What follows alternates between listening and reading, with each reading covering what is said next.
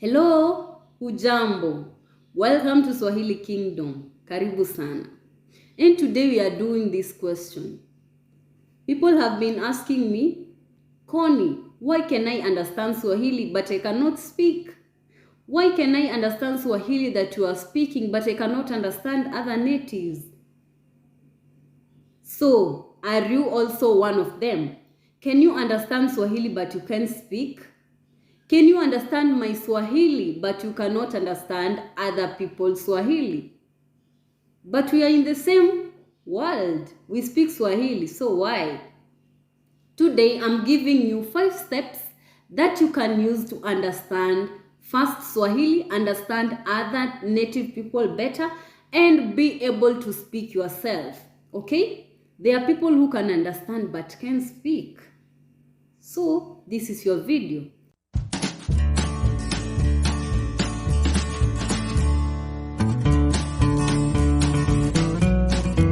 Traditional schools make communication difficult. So that is one of the problems why you can understand, because you have a lot of input, but you cannot speak. You don't have any output. That is one of the problems. So you get an input, you can understand what someone else is saying, but you don't have an output. You cannot speak. Because when you listen or read, you only need to recognize the information. You only need to recognize the information. But when you speak, especially when you speak with a real person, you need to remember the information instantly so that you can answer. If there was a question, if there was something that they needed, you answer back. If they needed you to give them a solution, so you recall the information instantly and answer back. So that's why there is a problem. You have the input, you can recognize the information, but you don't have an output. You don't know how to put that information across, how to recall the information quickly and reply back instantly. What do you need to do so that you can get the output? Learn conversational Swahili.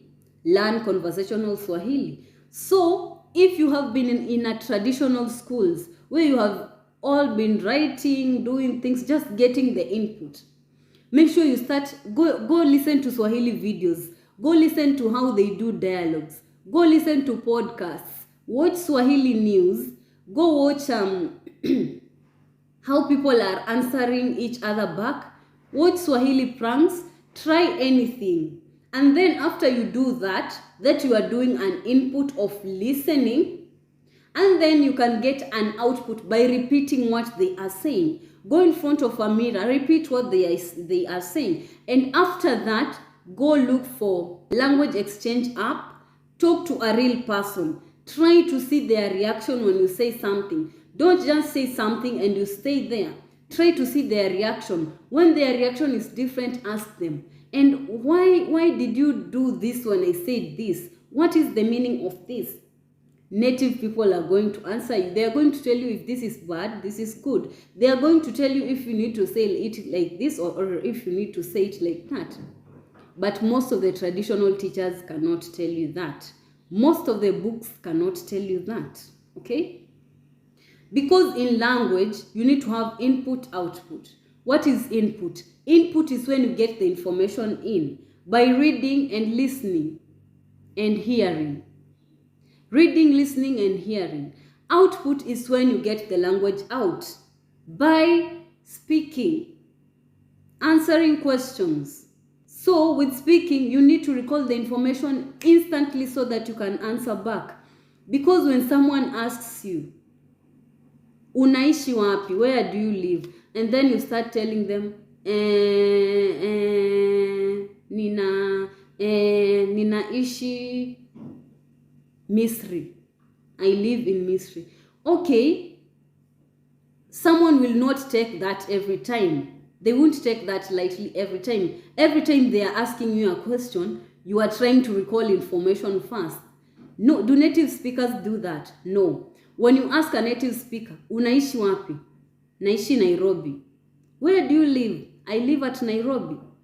They recall information instantly and reply back instantly. Okay, when you start saying someone will know you are trying to recall information. but they won't take it lightly every time you do that. So you need to up your game, okay? What do you need to do? Listen keenly. Listen very keenly. What can you listen to? As I have said, we have podcasts, we have news, we have YouTube videos speaking Swahili. You can check the playlist here of Swahili Comprehensible Input. I spoke in Swahili and put subtitles. If you are a beginner or you are just 1 year old, you can check subtitles. If you are not, try to challenge yourself and don't check at the subtitles.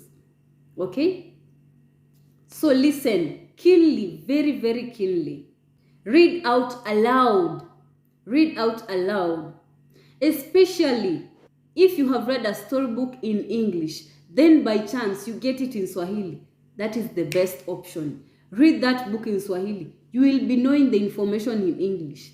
Now go review it in Swahili and see how easy it will be.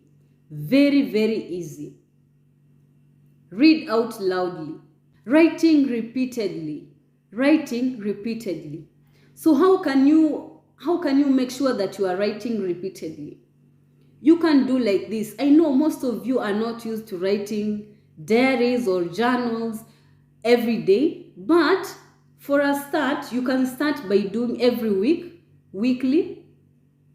At the end of every week, you just try, you write the date, tarehe, time, saa, siku, you write the day, then wiki, the week. You underline, then below it, you start writing how your week was. Just try to write in Swahili. What you don't know in Swahili, write it in English and put it in quotes. That's what I usually do, so that next time I will be knowing that, because I will have checked the meaning in that language that I was learning. So write there, as I have said, and then write what happened in your week, how you felt. Maybe you can write 1 page or 2 pages. If you are writing once per week, write how your week was, what you did, what you liked, what you didn't like, what you hope for the next week. Just write anything in Swahili, okay? Don't pressure yourself. And I know in the beginning is totally hard. It's difficult. It takes strength. It takes psychology. It takes energy. It takes everything. So make sure you give it your all. Give it everything, so that even if it will take, it won't take you. You will be there. Okay? So that you can continue. Write. Swahili natives have written a lot. Go and start learning Swahili phrases, Swahili sentences. Challenge yourself, because if you are still learning 1 word, 2 words, you are not challenging yourself. That's why you are in a plateau. Okay? A plateau means you are still in the same place. So go challenge yourself. Try to learn more hard sentence construction. The past participle, present perfect participle, future participle. You can check this video on participles here, so that you can know how to form them. Challenge yourself.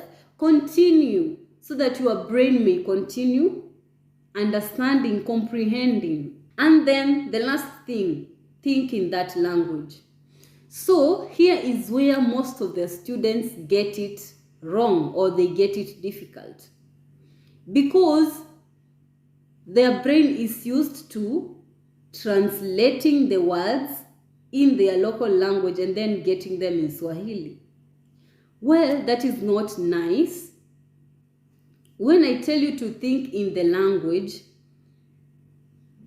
that is the thing that will help you to communicate without translating. Like when someone tells you something, you will just answer instantly without thinking. For example, if you are an English speaker,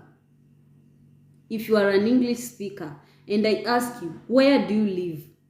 Are you going to start thinking in another language or in your local language before you answer me? No, you are not. Why? Because you are already thinking in English. When I tell you, where do you live? Or when I ask you, where do you live? You are going to say, I live in New York. I live in New York. Because you are already thinking in English. You are in the process. So think in Swahili. Think in Swahili. Stop translating. How can you think in Swahili? Read extensively, listen, repeat, recite. Just put more input and get more output to get better results. Okay? And that's all for this video. Thank you so much for watching. Let's meet again in the next video. Make sure you subscribe, like, and share. Until next time, bye. Kwaheri.